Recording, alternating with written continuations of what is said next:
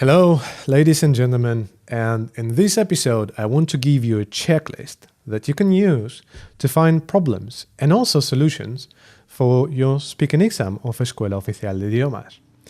If you are returning to this video and saw it previously and just want to skip the intro, just jump here.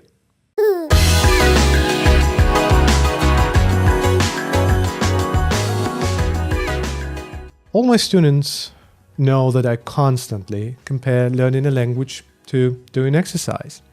When you do sports properly, it looks beautiful and provides a huge number of benefits to our lives.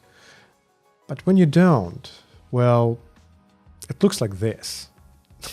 I personally call this salmoning. Feed the fish! Salmoning and other ways of butchering exercises are very common in the gym. But bad speaking and bad exercise have the same solution. That is, a lot easier than you might think. You see, speaking and doing exercise have the same trap, that sometimes we believe that seeing something is the same thing as knowing how to do it. And to be honest, most people think exactly that. When you don't know where to look, you see, you don't know what to fix. That's why reviewing the basics again and again and again is the absolute number one for your sport and also for your speaking. Let me show it in an example. This exercise is called deadlift, and I have been doing it for a while now, 2 or 3 years, and it doesn't seem that difficult. And still every 2 or 3 weeks I search for a good technique video and watch it, sometimes several times. Because if you forget the basics, you will definitely get injured. Now when you speak, it's hard to review those basics, especially when you don't know what are the basics. Let me present to you the 5 items of the checklist with capital C. Number 1, have some ideas ready. Do not improvise. Number 2, 3 to 5 good vocabulary items per point. Number 3, keep your pronunciation in check. Number 4, use 3 to 5 linking words. Number 5, use 2 to 3 appropriate grammar structures for your level. And now let's look at them in detail one by one. So the first point means that you need to get some basic ideas on the possible topics. And if you don't have those in your head, don't worry, just research the topic. So many times I hear that students' biggest concern is having something to say. And because of that, they many times feel that the exam is a lottery. And that is because trying to come up with ideas on the spot is a horrible, horrible, horrible plan.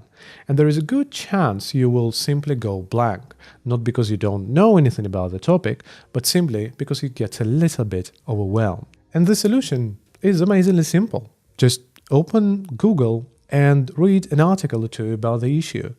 And when I say research, I don't mean you have to read a book or two about every single thing. Absolutely no. I mean just basic, simple, but clear ideas that you don't have to bring or improvise at the spot. For example, you got a question about pollution. Cool, spend 5 minutes to read up about how the pollution happens. What are the effects of it? What kinds of pollution exist? Go genetic engineering? No sweat, Google is your friend. And by the way, a cool trick. Search for the topic, especially if it is complicated, and add behind it, explain simply, or for children, or for dummies. Like for example, pollution for children. And you will find simplified articles that are easy to understand, almost for any level. And if you're still having a hard time to understand and clarify that item, just research it in Spanish, then summarize it, and just translate it to English. Remember, the main point of this activity, this point number 1, is that you must have clear ideas. Simple, but clear. And in total, you might have about 10 topics, a little bit more if that's C1, a little bit less if it's a B1. And just researching 20 minutes per topic normally is more than enough, which means that in one single afternoon, you can completely eliminate this part of our checklist from your to-do list. However, if you are still afraid of going blank at the exam, you can actually check my video on how not to go blank. Now, the second point, include at least 3 to 5 good vocabulary items per point. This one is, well, particularly tricky. Remember that Escuela Oficial de Idiomas requires you to actively demonstrate your ability in English, which means that it is completely your responsibility to prove that you've got what it takes. Once again, this will require some Googling. Yep, this is an actual word, Googling.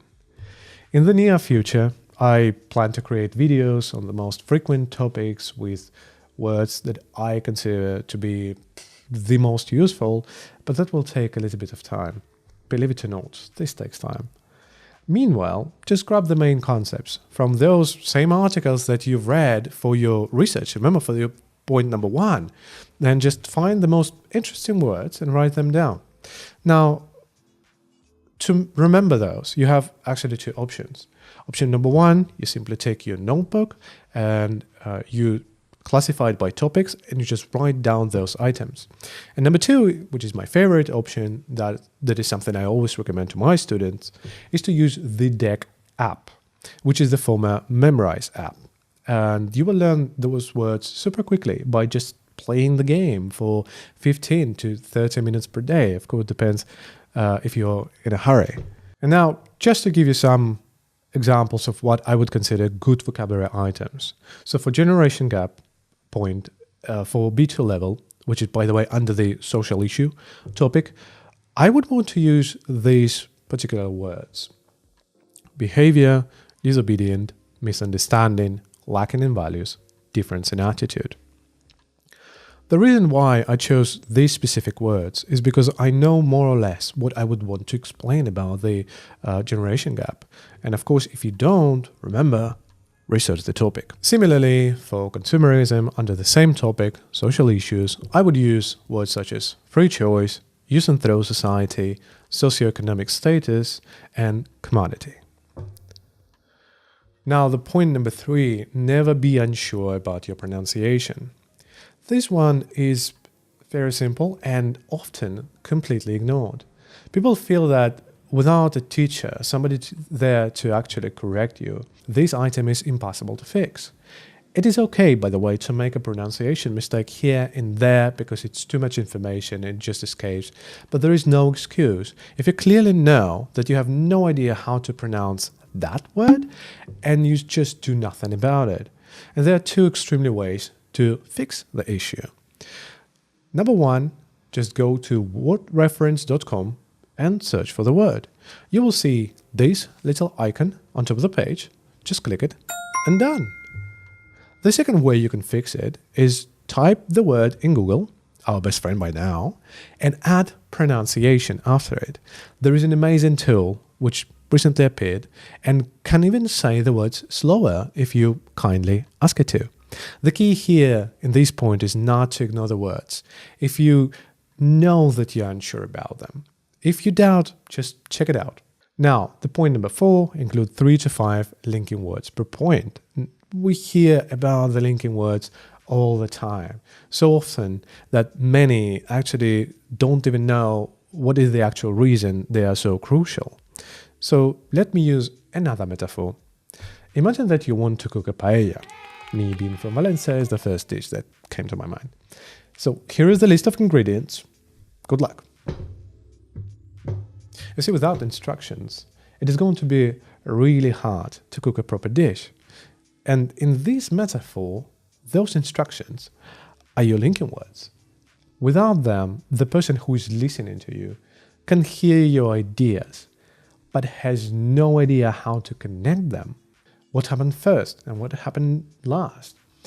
He won because I helped him is drastically different from he won despite me helping him. The problem is usually that for the student, the connections between his own ideas are extremely obvious. So many times they don't suspect how confusing their monologue is to the person listening to them. So I guess my advice is never try to say something implicitly. Always check that all your ideas are very explicit. And to achieve that, my recommendation is basically to use those linking words profusely. And lastly, number 5 of our checklist include 2 or 3 grammatical structures appropriate to your level. This one is fairly simple because you can find a lot of information about it. Generally, the higher your level, the more complex your speech should be, or at least that's what the examiners will be expecting from you. So make sure you include these structures in your monologue. Pause if you have to. At least 2 or 3 per point. What I do with my students is that we pick 6 or 7, maybe 10 points, and then we drill those until the second conditional comes to them naturally, which can take anywhere from 3 to 5 lessons of 1 hour, hour and a half, and sometimes even more. So if you aren't sure about the structures you're supposed to use for your exam, for your level, just check out the YouTube. Check out YouTube videos. There are many great teachers who are creating amazing lessons about those issues. Watch them as many times as you need. Remember, don't be shy. And then work on those structures, at least for a couple of weeks, until you feel confident about those. So, here you are. Remember, you prepare a topic, you record yourself so you can later evaluate and see if you can check the 5 boxes while you listen to yourself. If you couldn't, don't worry. Just pick one unchecked box and work on it until you feel comfortable and confident with it. Then move on to the second box and so on until all the boxes are checked. The key here is to work consistently, not just one day, but several times per week. Just remember, one foot in front of the other, and you surely will pass your certification with flying colors. I hope you enjoyed this episode and see you next week, friends. Welcome, ladies and gentlemen. Today's lesson is about how to speak English with Russian accent.